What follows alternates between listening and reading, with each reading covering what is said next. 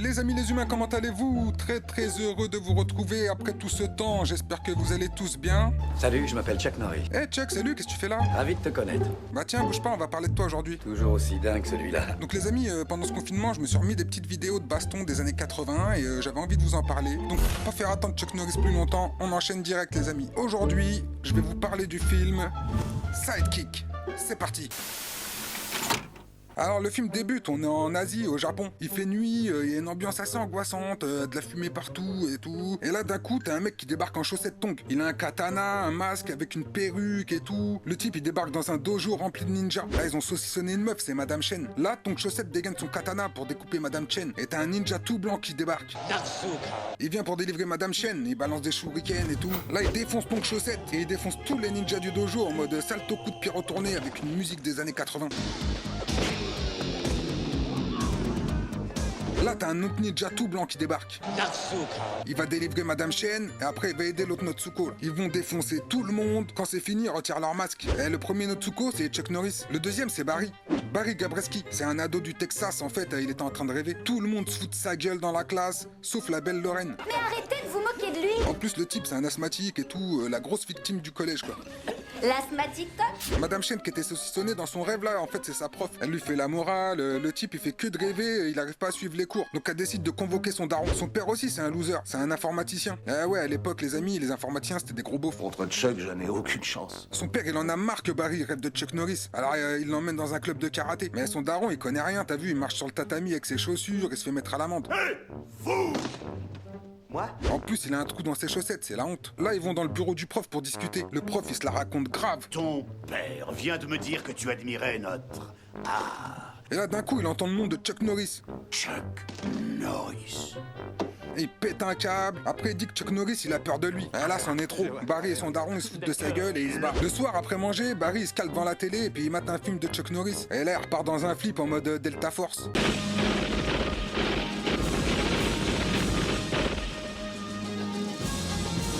Son daron, il éteint la télé, il lui casse son délire. Et là, Barry, t'as vu, il veut discuter avec son daron comme un bonhomme, t'as vu, on allait se coucher. Mais son daron, il lui met un vent.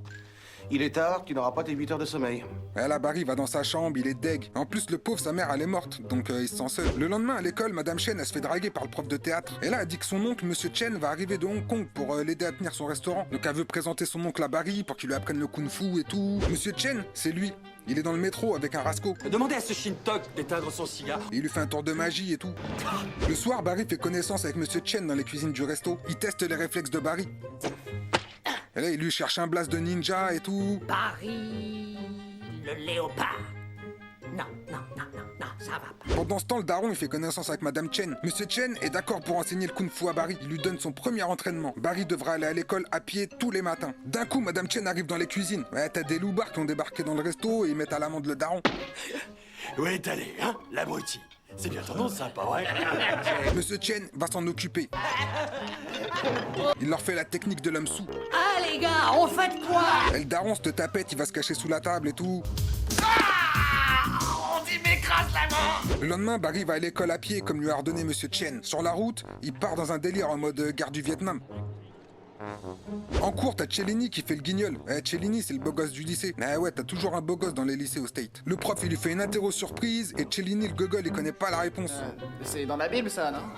T'as Barry qui répond à sa place. Là, Cellini, il a le seum. Il va coincer Barry dans les vestiaires. Ah, ça devient chaud pour Barry, donc il va reprendre l'entraînement sévère pour niquer Cellini. On arrive en cours de PS. Barry, le fragile, il est sur le banc parce qu'il est asthmatique. Mais le prof, il lui fait quand même passer le test de la corde, là, tu connais. Barry, il a du mal, mais d'un coup, il a une vision de Chuck Norris qui vient lui donner de la force. Hé, Barry. Là, il monte jusqu'en haut, le salaud. Tout le monde est épaté. Cellini, il est comme un ouf. Là, la belle Lorraine, elle kiffe. Du coup, ils vont faire la route ensemble pour rentrer chez eux. Et Barry, t'as vu, il en kiffe sur Lorraine, donc il essaie de la serrer, mais Lorraine, elle est pas d'accord. Je t'aime. Pas dans le sens que tu crois. Là, Barry, il est vexé, il part en courant, mais il est fragile, t'as vu, donc il fait une crise d'asthme. J'en ai marre de cette maladie. Là, le type finit dans une ambulance direction les urgences. Monsieur Chen débarque à l'hôpital, t'as vu, il culpabilise le pauvre. Où est Barry? Il croit que c'est de sa faute. Là, il met de la pommade chinoise sur Barry, genre baume du tigre. Ça pue votre truc. En tout cas, ça va guérir Barry de son asthme. Là, Barry va décider de reprendre l'entraînement sérieusement. Maintenant, tu vas apprendre sérieusement, j'en suis sûr. Dors bien, Monsieur Boulette.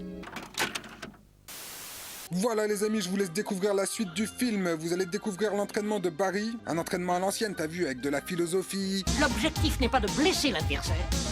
Il s'agit de l'empêcher de te blesser. du nunchaku, des spectacles. Monsieur Chen le salaud, il va escroquer les darons du parc pendant que Barry s'entraîne. Barry va apprendre à maîtriser ses rêves et il va se taper avec Cellini. Pas mal, fiston. Pas mal du tout. Et Cellini, en fait, c'est un champion de karaté, il s'entraîne avec le prof du début.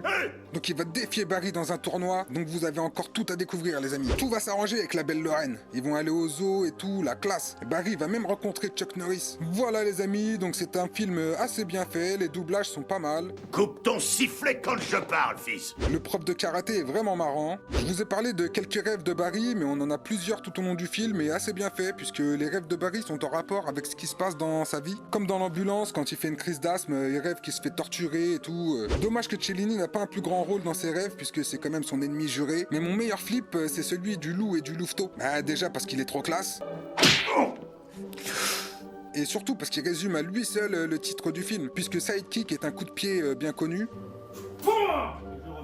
Mais sidekick en américain, ça veut dire assistant, bras droit et tout, donc dans ce rêve, ça ressort vraiment. Mais on dirait que les deux méchants loups sont de sortie. Donc Sidekick est un film américain réalisé par Aaron Norris en 1992. Aaron Norris, c'est le frère de Chuck Norris. Il a réalisé Delta Force 2, L'Esprit de la Forêt, il a réalisé 168 épisodes de Walker Texas Ranger. Le scénario est de Galen Thompson. Il a aussi écrit le scénario de L'Esprit de la Forêt, de Hitman avec Chuck Norris et plusieurs Walker Texas Ranger.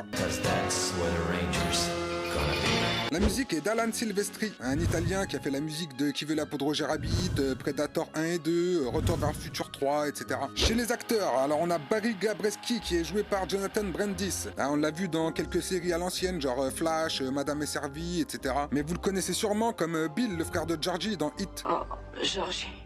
Et aussi dans Un jour sans fin 2. D'ailleurs, son daron, c'était l'acteur qui jouait Flash. Le pauvre Jonathan s'est suicidé le 12 novembre 2003. Mais on n'en sait pas trop, le type buvait beaucoup d'alcool et prenait des médicaments contre l'acné. Donc les experts ont dit que c'était un cocktail qui aurait pu le rendre psychotique. Et donc on dit que c'est pour ça qu'il s'est suicidé, mais on n'en sait pas plus. J'aurais dû m'en douter. Le daron de Barry est joué par Beau Bridge. On l'a vu dans Rocketman ou Max Payne. Et si les plus anciens se souviennent du premier épisode de la série Au-delà du réel, c'est lui qui ouvre la série dans l'épisode Le Royaume des Sables. D'ailleurs, je vous ferai bien des petits épisodes sur Au-delà du réel, comme je vous avais fait sur les contes de la crypte. Si ça vous dit, lâchez des commentaires. Monsieur Chen est interprété par Makoto Iwamatsu. C'était l'enchanteur dans Conan le Barbare. Et il a joué dans Robocop 3 ou Crying Freeman. Il a aussi fait des apparitions dans Walker Texas Ranger, Le flic de Shanghai, et même dans un épisode de Columbo et dans un épisode de Monk. C'est vrai, bien sûr. Sa nièce, Madame Chen, est jouée par Julia Nixon-Soul. C'était Kao Bao, la meuf de John dans Rambo 2. Elle a aussi joué dans d'autres films comme Double Dragon et d'autres pas trop connus. Kelly Stone, le prof de karaté, est joué par Joe Piscopo qui fait une très belle prestation dans ce film. Ouais, mais frimer, c'est pas mon style. La réussite est en partie due à un très bon doublage. Le doubleur, c'est Benoît Allman. C'est le doubleur de Morgan Freeman. Moi, j'ai beaucoup d'affection pour cet homme et beaucoup d'admiration. C'est un bonheur de le doubler. Et beaucoup de voix dans beaucoup de films. Qu'est-ce que vous faites ici, vous? Que je réfléchisse, voyons. Yop la boum banane pistache, c'est ce que je préfère. Dis-moi d'abord comment tu t'appelles. Ce n'est pas mon domaine. Il faut être à la hauteur. Je crois que les dieux du billard se penchent sur moi ce soir.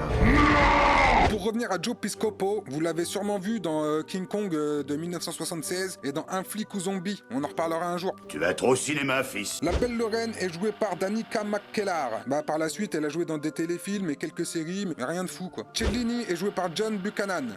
Lui, il a pas marché du tout, on le reverra plus par la suite. Quand on dit qu'on peut, on peut. Qu'est-ce que je t'avais dit? Et pour finir en beauté, les amis, Chuck Norris est joué par Chuck Norris. Vous avez pu m'apercevoir dans des films comme La Fureur du Dragon ou encore dans des autres films où je frappais des petits Thaïlandais qui m'avaient rien fait du tout. Bon, si vous n'étiez pas bloqué dans un ascenseur pendant les années 80, vous connaissez forcément, mais même pour les connaisseurs, vous allez kiffer. Chuck Norris, c'est un vrai mec à l'ancienne. Chuck Norris, c'est de la bagarre.